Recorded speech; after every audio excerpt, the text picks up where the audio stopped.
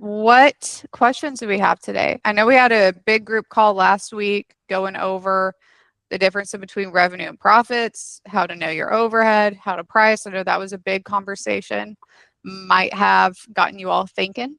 But questions are not limited to that. So if you want to throw a hand up, put it in the chat. What questions do we have today?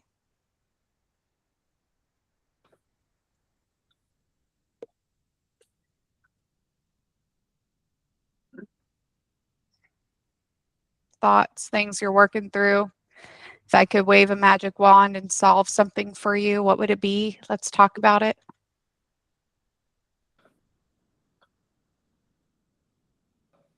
I'll break the ice. Yeah.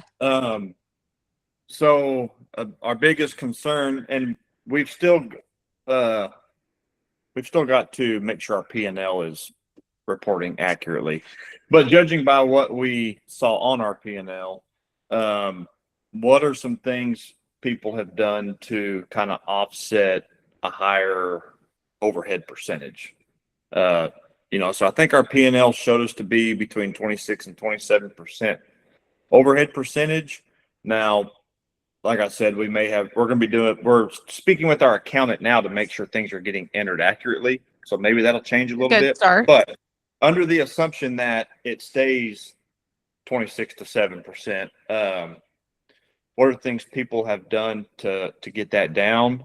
Do you need to increase revenue, or do you need to get rid of some things? I'm just kind of curious what we can do to get that back down to where we'll have our income is higher than our outcome, if that makes any sense. I have so many thoughts on that, but I want to hand it off to any clients who have advice on maybe how you've cut your overhead. If you've ever had a moment where you're like, gosh, this is a little bit higher than we were hoping. What moves have you guys done? Or areas you feel like you've been able to save money? Nicole, I can chime in real quick. Yeah, Johnny. One thing that in my other business that we did to clean the P&L up is got rid of any of those personal expenses that we were kind of running through the business that could go either way. And so we just went through there and cleaned all that out. So a lot of things, and I have a contracting business as well. And in contracting, it's real easy to lump things in that might be kind of a mix of personal and business use, or some things you could get away with, like, hey, we could run this through the business. But when you're looking at cleaning up a P&L and really wanting to see kind of brass tacks, you got to get that kind of stuff out of there. So, and again, I'm not saying that you're doing any of that, but I know in our contracting business, we had a lot of stuff that really, it wasn't just the business, and we were just kind of running it through the business. So, we went through there and cleaned a lot of that stuff out of there. That's great, Johnny. I think that kind of goes back to meeting with your accountant, Tyler, and how are we categorizing things? Yeah. I saw another hand come up. Dalen, do you have advice on this? Yeah, it really has, our margins have been kind of standard and above average since day one. They're great. And it's more so, I just pay cash for everything. I went into the business with a pretty substantial capital startup and no loans with that capital. I just saved for years. So I paid cash for everything, my work trucks, all the tools, equipment, whatever it may be. I think that's the biggest cheat code. And some people will disagree with that, but one of the biggest private owned plumbing service companies in our area has modeled that way since 1984, and they have maintained margins through every recession, everything. They have stayed busy. They have stayed working, slowed down, been able to pay their guys because they pay cash for everything. And to regurgitate what Johnny said, get the personal stuff out of there, because as small businesses, we think that we can do that. There's that really fine line, and that, this could be for business, but is it really? Get all that out of there. That's my biggest think that's something that I'm having to learn, because my margins could be better if I'm not doing the personal things, trying to cheat it. Yeah. Yeah, and I would talk to your CPA, Tyler, about how you're currently set up, because there is a way, if you file as a S corp, where you have a lower like salary that you're paying yourself, but you're running distributions through the business, and that can be a way to save yourself on taxes.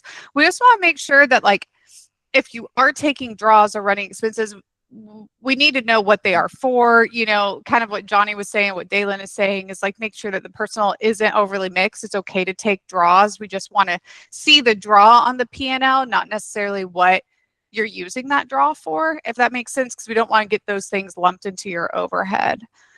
One thing I like to always communicate, at some point, your overhead will stay pretty stagnant unless you are buying a new office space or buying a new company vehicle, or maybe you're adding an office manager for the first time. But once you have all of those things established, the more revenue that you do, naturally your overhead should come down, because your overhead shouldn't necessarily grow with your revenue. At some point, it stays pretty stagnant. It's not like you're hiring more office staff or you're buying multiple offices. You know, at some point, hey, I spend $13,000 on overhead per month, pretty much no matter how much revenue I do. If I do 50,000 or 100,000, 13,000 is what I spend on overhead. And so once you get to that point, which is what I would encourage kind of looking at with your coach, Tyler, is to know that number. Hey, if I did no revenue in a month, or if I did 100,000 of revenue in a month, how much am I spending on overhead? And what that will do is that will give us a target to say, if we want this overhead to be under 15%, what is our revenue goal for each month to make sure that that amount stays under 15%? And so that's the first thing that I like to kind of, we got to know what our revenue target is for overhead. The next thing that I would do is I would go through all of your overhead expenses, and I would delay, dilute, delete.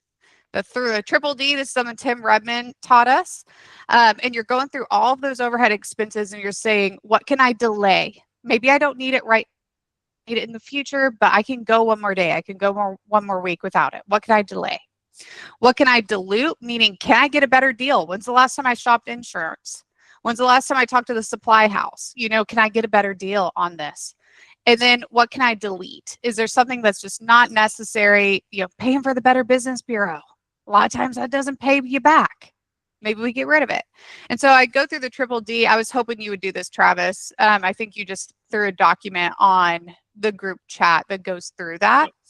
But those are the two combinations. That's kind of where I'd start, Tyler, is performing the triple D on your overhead expenses, and then also figuring out what amount you spend on overhead each month so we can set a revenue target goal. Any questions on that? Feel good? I see a thumbs up. Gibson, I think you threw a hand up. I don't know if it's for this or if you have another question. Real quick, before we go to Gibson, I just wanted to, by the way, can you change your name from Edge Electric to your actual name? I think we would all appreciate that. You just click on the 3 dots over your name, and you should be able to change your name.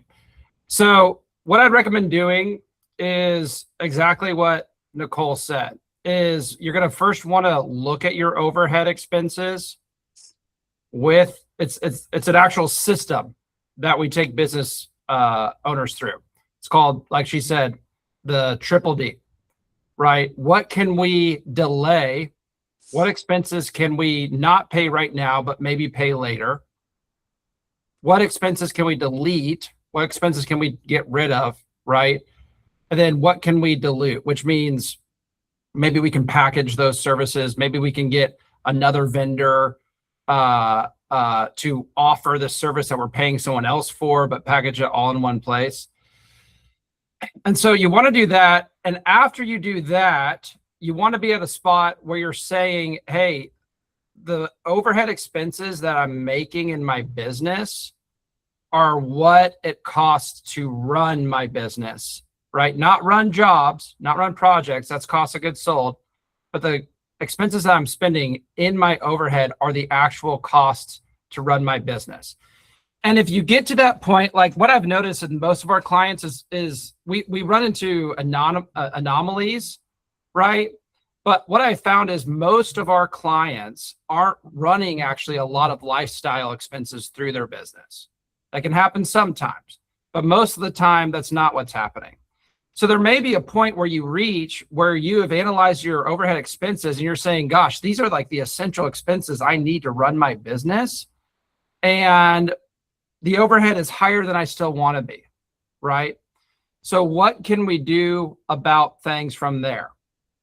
The only thing that we can do from there is really either increase your price, which isn't a bad thing. If we need to increase your price because that's the cost of running your business, then we need to increase your price. Now, that increase to price to cover additional expenses in your business should indicate that we're doing business better than other people. And we need to be in a position to be able to sell those higher prices and convey our unique value to the customer more effectively to justify those higher prices. I was meeting, I was on a strategy call yesterday, and it wasn't with you, Dalen. I did meet with you, but this wasn't with you. Who was I meeting with? Oh, no. It was a Bird's Eye View Construction. I was talking to the guys at Bird's Eye View Construction, and they were talking about getting into the home building business, right? Which I think is a great move for them, becoming kind of the rural custom home builder here in kind of Northeast Oklahoma. And something that he talked about was he had made connections with a number of other home builders, like custom home builders in the area that have been doing it for a long time. And they met together, and the custom home builder said, hey, you always want to operate at a 30% gross profit margin, which I completely agree with, right? You always want to operate at a 30% gross profit margin. You don't want to be behind that. And the business owner, Corey, was like, well, hey, I'm operating, we took on this home build and we're at 80% or we're at 20% gross profit, 80% cost of goods sold. And we're okay with that for now because we're investing and learning. But the other people that we are bidding against came in at a similar price point, right? And so it's at that point where you need to be confident in increasing your prices, but also just as important is being able to convey the reason why people should pay you a higher price. Something I told them is that the fact is customers pay higher prices on everything all the time, right? In their lives, right? People want to buy premium economy when they're taking a flight, not just economy. People want to fly first class, not premium economy. People want to buy a Mercedes and not just a Mazda, right? Nothing wrong with Mazdas, by the way. But people it's not like the market is conditioned not to make the lowest cost price point. And the only reason why in construction or the trade, someone would make the lowest cost decision on a bid is because the value of the company with the higher bid is not being communicated clearly to them. Is that making sense? And so you're going to probably reach a point pretty quickly after you triple D where you may be able to remove some stuff. That is an absolutely worthwhile process to go to. You'll always find savings by running the triple D on your P&L. What can we delete? What can we delay? What can we dilute? And we have a whole boxcar on how to do that too. But you may get to a point pretty quickly where you're saying, oh my gosh, I don't have a lot. Like, I feel like the stuff I'm spending money on is the stuff I'm spending money on, and my overhead's still a little high. So what can we do at that point? We can increase prices or we can sell more. But the quickest way to get there is through an increased price. And your increased pricing, like let's say that your overhead is at 15% and you want your overhead to get down to 10%. The increased price is 5%. That's not a big increase to fix your P&L. You know what I mean? That's the difference between a job that's $1,000 and a job that's $1,050. On a $1,000 job, a customer probably isn't going to like stray away at a $50 decision most of the time, or the perception isn't that significant, right? So all that to say is, I know I threw a lot out there, but you want to start with the triple D. If you get to a point where after you go through your expenses and, hey, I've deleted everything, I've delayed all that I can, I've diluted what I can, what can I do now? But we want to we want to increase price. But the point that we increase price, well, how much do I increase price? It's by the percentage that our overhead expenses is too high. Again, if it's at 13% and we want to get it to 10%, it's a 3% price increase. If it's at 18%, we want to get it to 10%, it's an 8% price increase. That's a minimal price increase, right? So they can be really easy to fix that problem. So I hope that's helpful. A lot of good feedback, but that's on the price increase thing is the main thing I wanted to chime in on there. Jeff, I see your comment in the chat here. I do have a video that walks you through understanding overhead, like how to figure out what your overhead expenses are versus your cost of goods sold. And so I can put that loop video in the chat here. Are you looking for a spreadsheet or something more specific than that?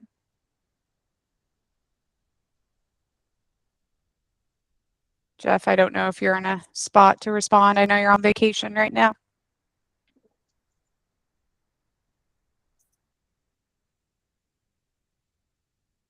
Hey, there it is. I couldn't get to the darn screen in the sunlight. Sorry, guys. Yes. So I know it should seem pretty basic, right? But just a basic spreadsheet to walk through. And I know you can do it with AI and everything, and that's fine. But I'd rather just classical pen and paper, write down what, our basic overhead is every month so we can track recurring, and then our basic cost of goods sold, which of course should be part of our job profiting in the first place, right?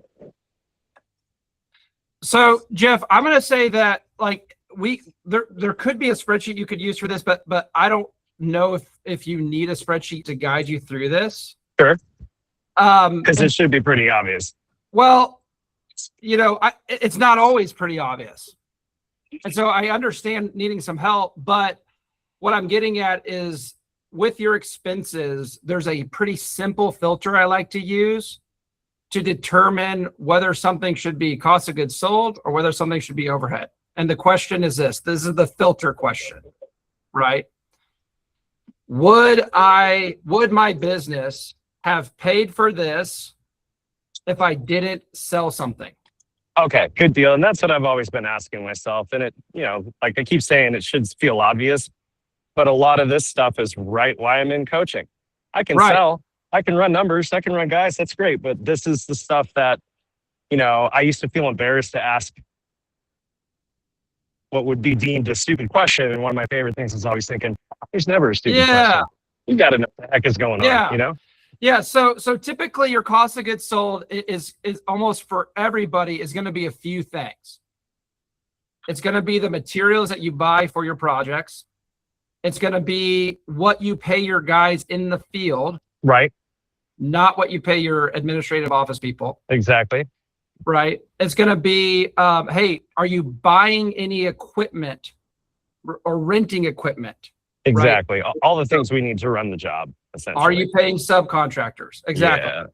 So like those are going to be the most common things every time. So I would like just real quickly look at their P&L and it's like, okay, I would go down to your overhead and see, okay, are any of these expenses down here that should be up there? And you're going to be able to solve it really fast. Awesome. I didn't mean to throw a monkey wrench in there. You guys were just on the topic, so I want to make sure. Great question. Dude, are you walking on the beach right now? He is. I am. Look at that, bro. That is so cool. Where are you at? I got sick of the AI filters in the background, so I thought I'd give you guys something real. That's cool. We're on Corpus Christi. We're headed home today. My wife's at the pool with the kids, so I figured I'd walk the dogs and chat with you lovely people. Nice. Well, it's great to see you, man. Gibson, what's up, buddy? You've been patiently waiting there. It's all good. So I'm really new to this, and the reason I came is because I've been self-employed for 20 odd years, and I've had a lot of light bulb moments in the last 3 weeks. It all kind of it was just kind of a perfect storm, and it was I dove so deeply into this and being self-employed that I kind of, after a while, I feel like I know everything. Why isn't this working? I've read all the books, I've done all this stuff, And by just chance and circumstance in the last month, we moved for the first time in 8 years. And because we moved, I immediately had to rethink my office situation. A lot of stuff was based around this move. So subscriptions to things started popping up here and there. And without even trying to, I ended up saving $700 a month on the office space. Just, you know, it's the same exact type of thing. It's a share space. It's the same amenities. It's the same everything. It just happens to be a different company that was closer to my house.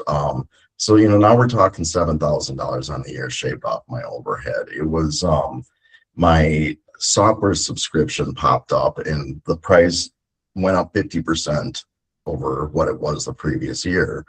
And while I've just kind of come accustomed to, oh, software is expensive and that's just part of running business. You know, I talked to Bryce for 3 seconds and he just kind of casually threw out like, well, some guys use this. And so I went and checked out a different software and lo and behold, it's 25% of the price. So instead of spending $8,500 a year on software, I'm spending $2,500 or $2,100 a year on software. So there's another $6,000 in my pocket. So it really woke me up to the idea, like, you know, lately I wasn't real thrilled with a lot of subs. I inherited a lot of subs from companies I had worked for previously. And I really thought, oh, I'm used to seeing these numbers with the other company. That company was very frugal. If they're using these guys, it's because they're probably highest value versus lowest price. And I wasn't thrilled with a lot of what was happening, you know, on sites and stuff. So I started looking casually into other subs, and lo and behold, I find out there's 3 subs right off the bat I'm paying 30% more for, and I'm getting 30% less value than the new guy. Like a small example was I get glass shower for every job, you know, shower glass. And so typically I spend about $3,000, $3,200. It's one of the smallest bills during a build. So I just didn't really care.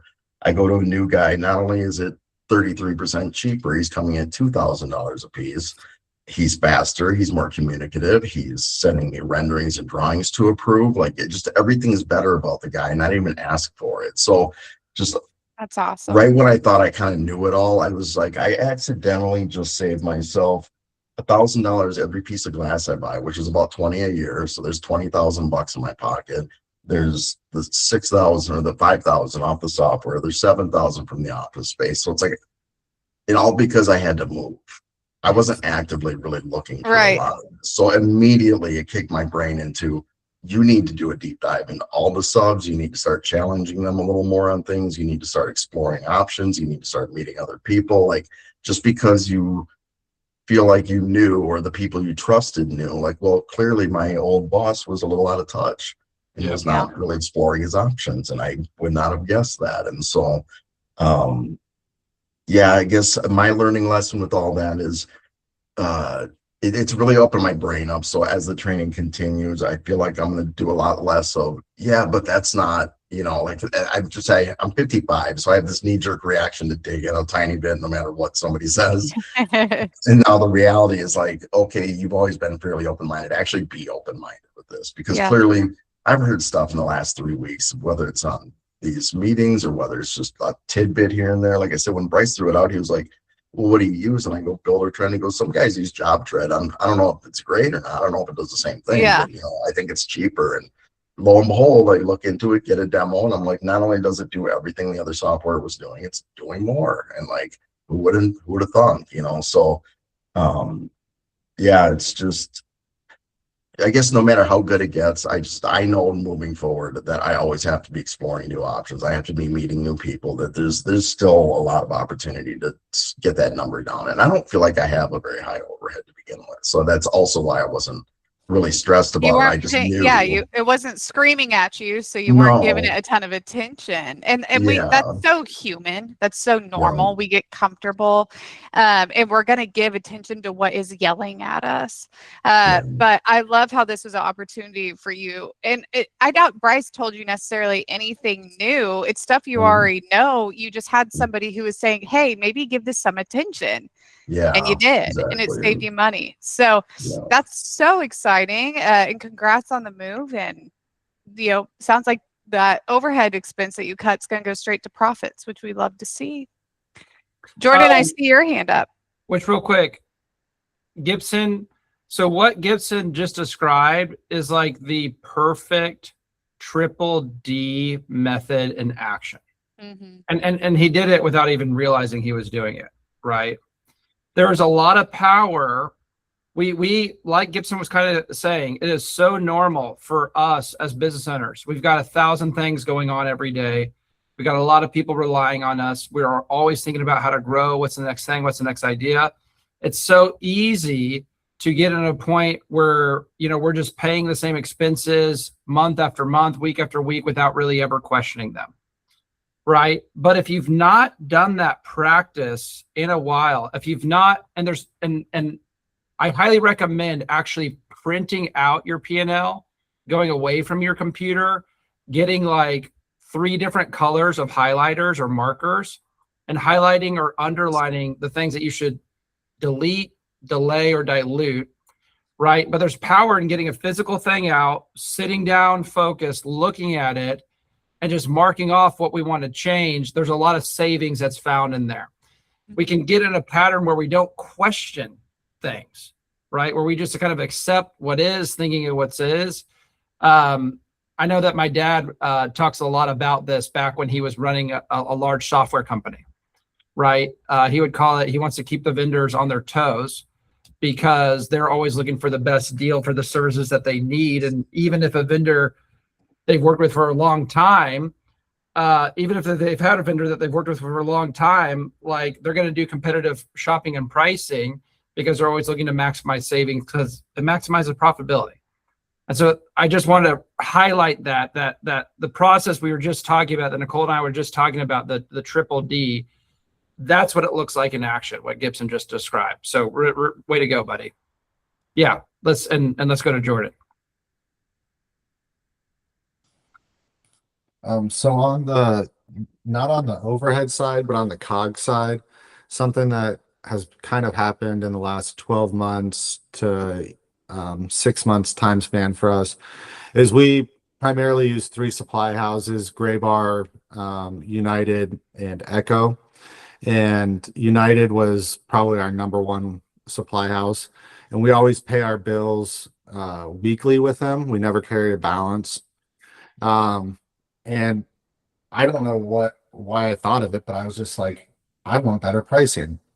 And these are all volume distributors. So typically to get to tier 1 pricing with all 3 of those supply houses, you have to have over $1 million in purchases with them throughout the year to get to that tier 1 pricing.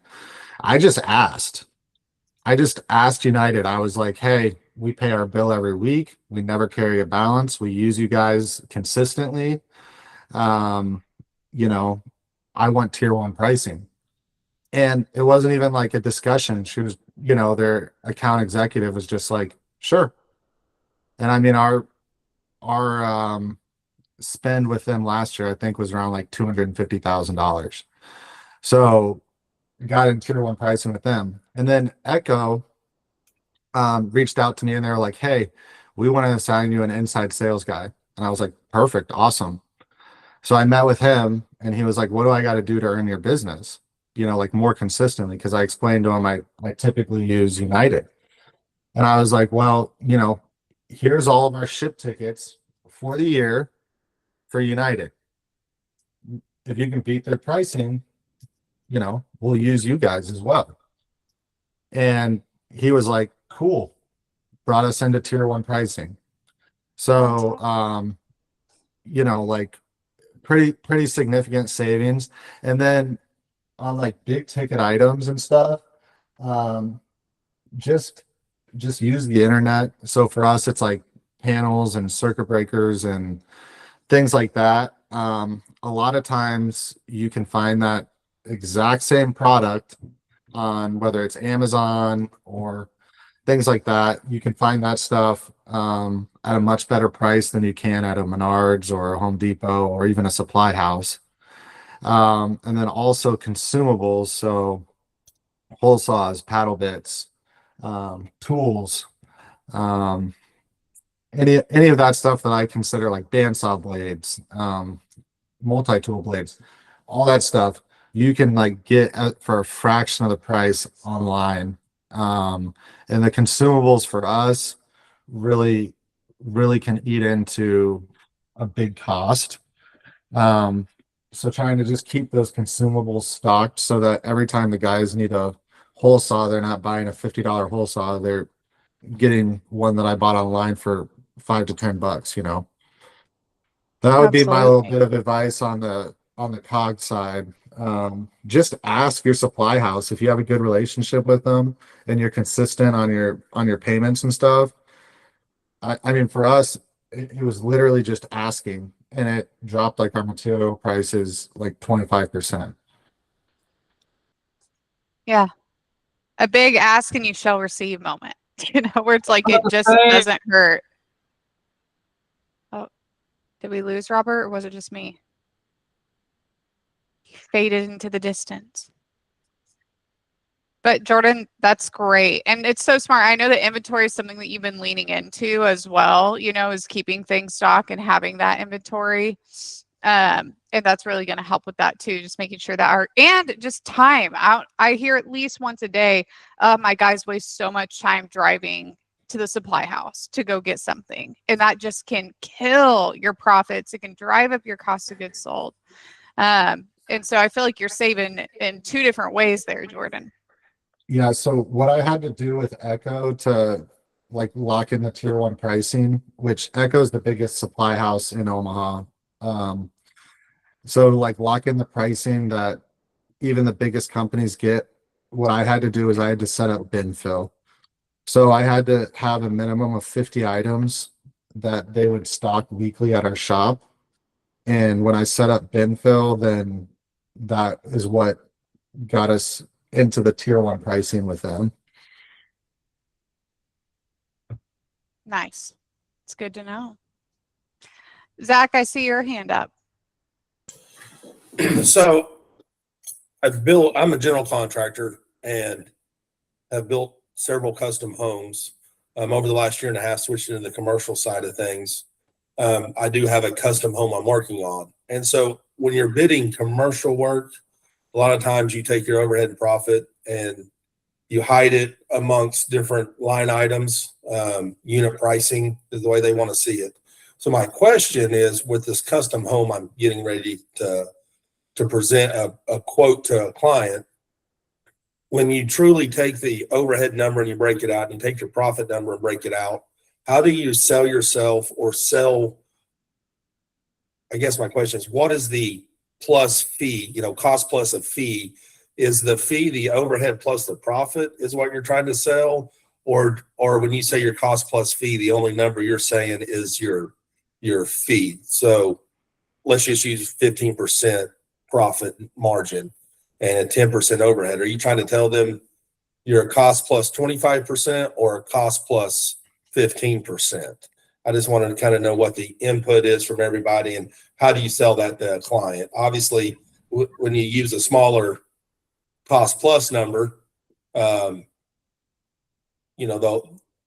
better chance they'll go with you versus 25%. So I'm just trying to see, how do people navigate that?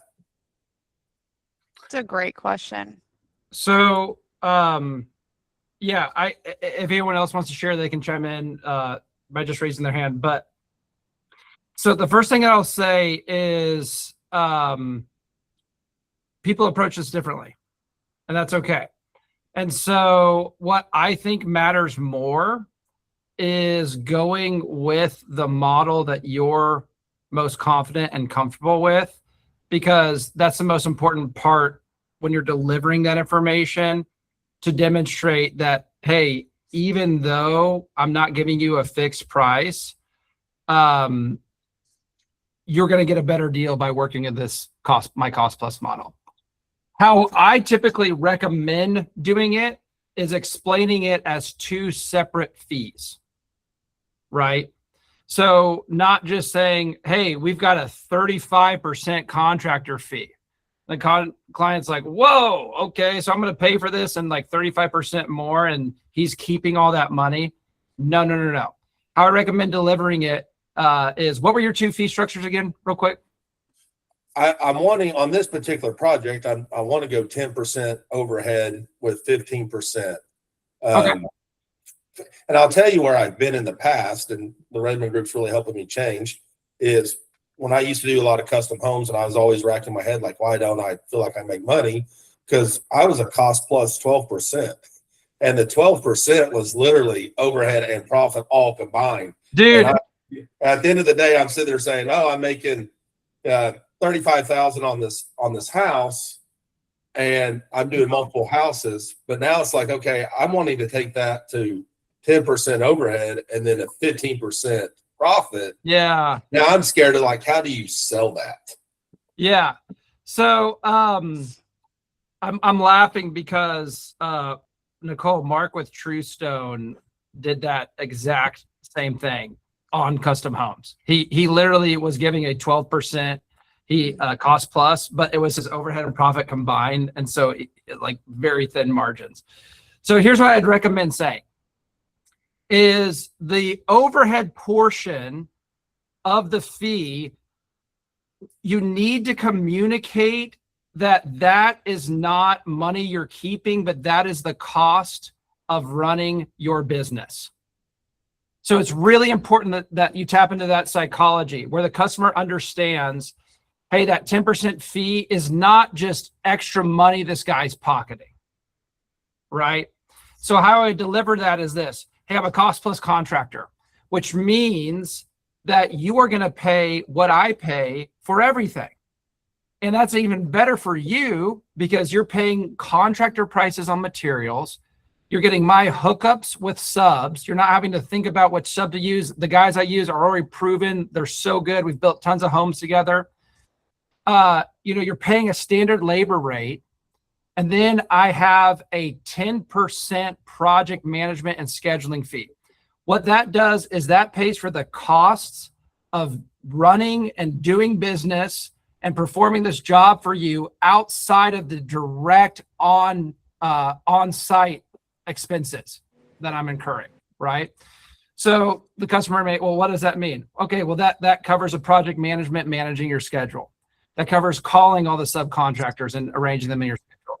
That covers all the systems that I use to deliver you guys so that you can choose all the, hundreds of materials that you guys are choosing. So I've got the 10% that I call a project management scheduling fee, which covers the cost, the direct hard costs of my business to do business. And then all I make on this is a 15% contractor fee. That's the profit our business makes. That's the only way our business earns profit, right?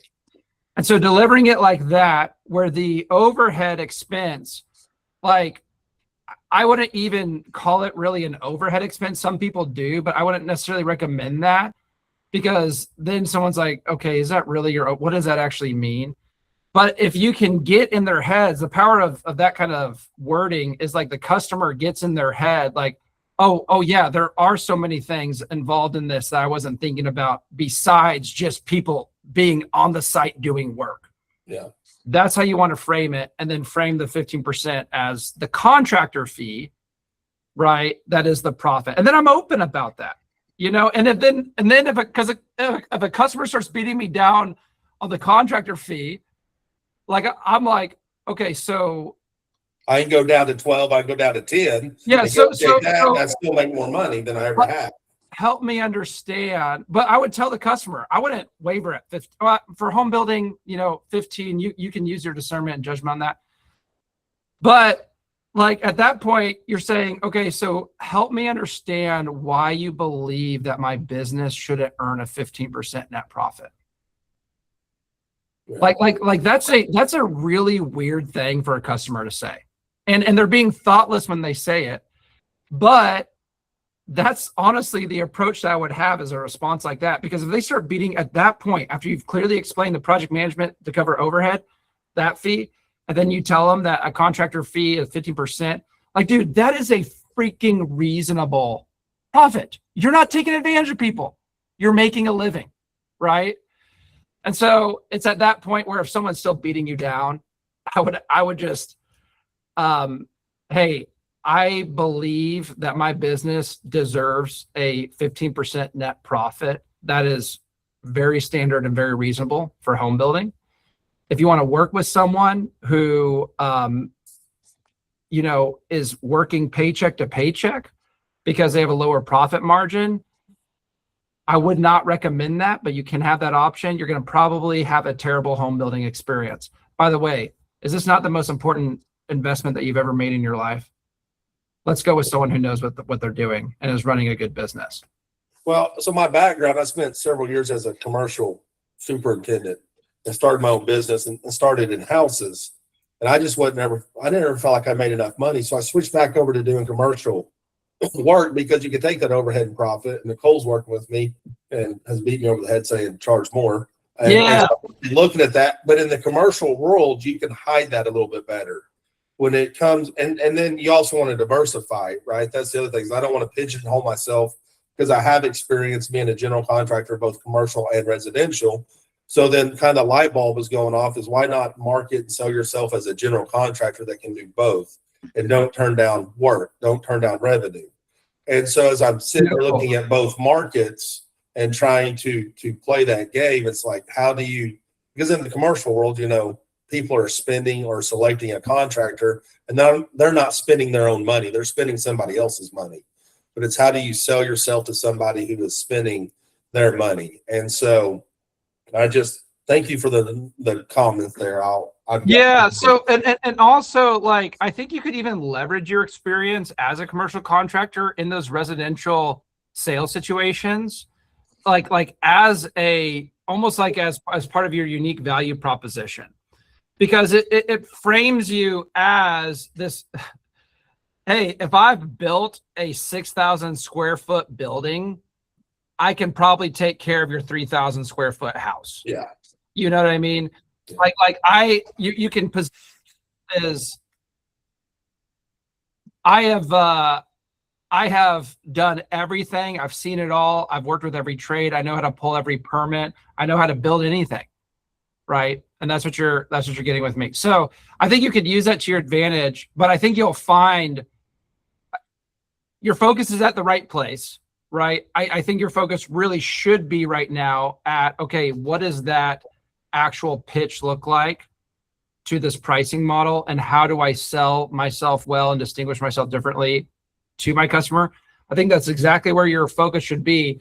And once you dial that in, I think you're going to find that you love the world of residential, because I have found that while at first sometimes customers have questions in the cost plus model, when the contractor gets the opportunity to actually take a customer through how it works, they're like, oh my God, I love that. Right. You're saying that I'm going to pay what you pay.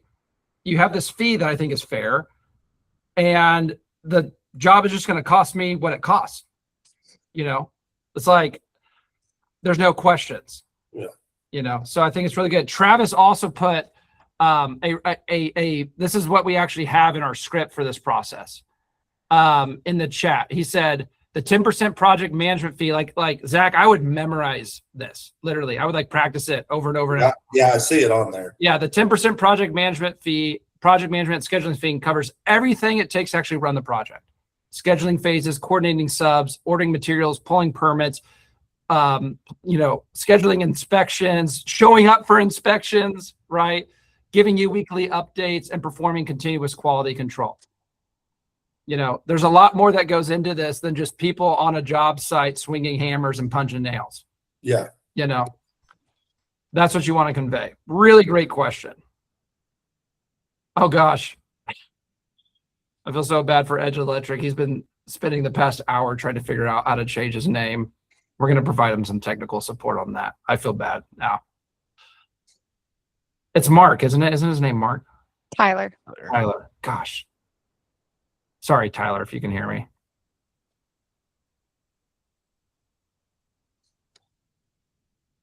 Okay.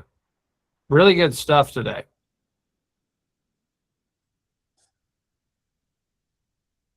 Okay, we got about 5 minutes left in the hour here. Does anyone have anything else? Hey, Robert, on changing your name, I had the same problem Edge Electric did when you go on to desktop. I can't change my name. It'll always come up with my business name, but on my cell phone, I can actually put my name in. And so that's the only way I've been able to overcome that myself. Yeah, I think what you have to do, actually, I think it's actually harder than I first thought. I think you actually have to, I could be wrong. I think you might have to change your Google name, like for your Google account. That's what you have to do. Yeah. Yeah, your Google name is probably Edge Electric. And so I'd go to, I think it's accounts.google.com, and there should be like a personalization section there where you'd have to change your Google name. I'm sorry about that, Tyler. I'll change it before next meeting. Yeah, I didn't even mean for this to be such a big deal. I was thinking it was a small thing, and like I feel so bad that you've been sitting there like, how do I do this? Well, I tried doing it and it kept freezing my computer, so I was just like, screw it. I'm not getting anything out of this. So yeah, don't worry about it at that point. Okay, Charles, buddy, on the job site. Let's go. What's up, man? I did have one quick question. It's just about an upcoming job that I'm doing. I already got a big contract for like the big part of the job, but there's like a little job that I have to finish for him from last year. So I told him I just do like I just do that time and material to finish up the project. But I was curious, like if I should maybe do the cost plus model or just like have a separate contract for that. I just it's kind of a question I had, or if I should just go by like word of mouth. That's kind of how I met the guy. I don't know, just a quick question I had. Did you already? So the only concern I have with what you said, and I could be misunderstanding it, but the only concern that I had is if you told someone something and then you want to change it, that could create problems, even if it's the right move. I don't know if I want to change it, but I was wondering if I should have if I should just write up a contract so there's no misunderstanding. Yes, the answer is always yes. Yeah. Yeah. All right. I might do that. Yes. Don't ever not do that. Even on small stuff. It seems like on the small stuff, when you don't do that, that's like when the bigger issues happen. Okay. So, thanks. Yeah, that's like a hardcore rule that I have for construction is get everything in writing. Everything. So yeah, the answer is always yes to that. All right, Daniel, good to see you, man. So I'm in a loud dump truck. I'm gonna pull over here real quick. Dude, we can actually hear you just fine. It's not too bad. Okay. Well, first of all, my coaches, Nicole's been pushing me to do a profit and loss, and it kind of kicked me in the nuts a little bit. I was like, holy shit. Yeah. I'm at a loss, and anyways, it started a conversation. I had a very frank conversation with my 3 core guys on Monday saying, guys, I'm bidding these jobs to be profitable. You're too inefficient, and that's why we're not profitable, period. So we either figure out how to be efficient, or I go back to a smaller company where I'm running at a higher profit, more efficiency. Anyways, fast forward to yesterday, I was supposed to go get a treatment done, and I left at noon. I told the guys they had driven a half hour in a company truck. I told them what I expected to get done on the job site, and they left 20 minutes after I left and called it a day at 12:30. And so anyways, my 2 core guys that were in that conversation, they're twins, they're young, they're good, smart guys. I told them to take the week.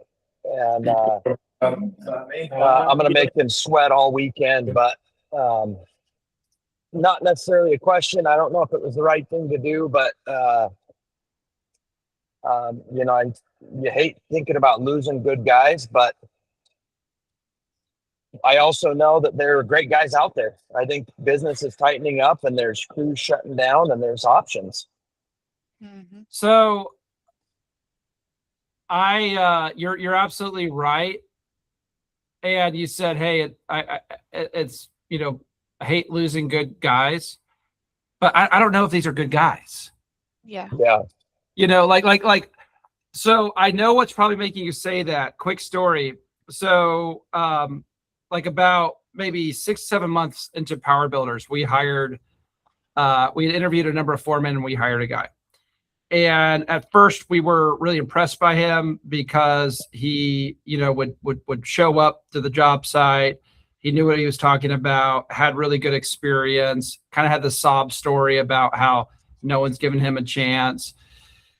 And like over time, we just kept running into issue after issue with this guy, right? He would tell two different customers that he'd be at their job site at the same time, right? So he just make empty promises that he had no intention of delivering on. He found a way to go to Home Depot and spend about $200 every day, right?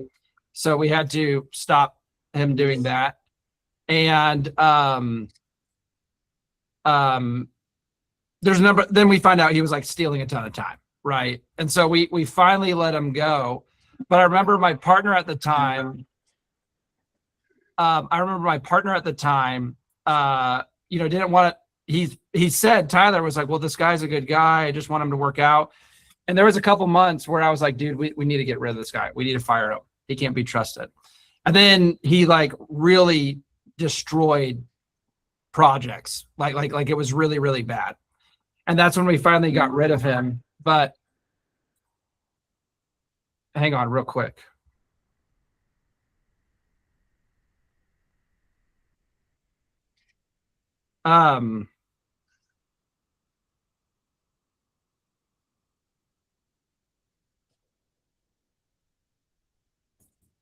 Sorry about that. So all that to say is that, long story short, we thought this guy was good, right? And then we hired a guy named Evan who was like 10 times better than this guy. And we paid them about the same. We gave Evan just like a little bit more, right? And so what I would say is that like you got all the evidence you need. I would start preparing to like just find the next team. Yeah. Love it, Daniel. And I know we're meeting on Tuesday and can talk more about that. Because I know the idea too of like starting fresh can be intimidating as well, but we can navigate it. Great conversations today, guys. I appreciate you guys being here on a holiday week. I hope you guys are taking a little bit of time off, enjoying it. I promise if you take Saturday off, it's not going to ruin the company. You got to have those days, that time with family. So I actively encourage it. Prioritize that time. Enjoy it. Be safe. Nobody's losing fingers in this group this weekend, including you, Robert. No, nobody here. Yes. But we're going to, I'm sure you have. You and your brothers, I'm sure, have came close. All right, guys. Well, we're going to close this out with a big 3, 2, 1 growth. So if I could get everybody to unmute. We're going to do 3, 2, 1 growth. Happy 4th, guys. Have a good weekend. 250, baby. Let's go, America.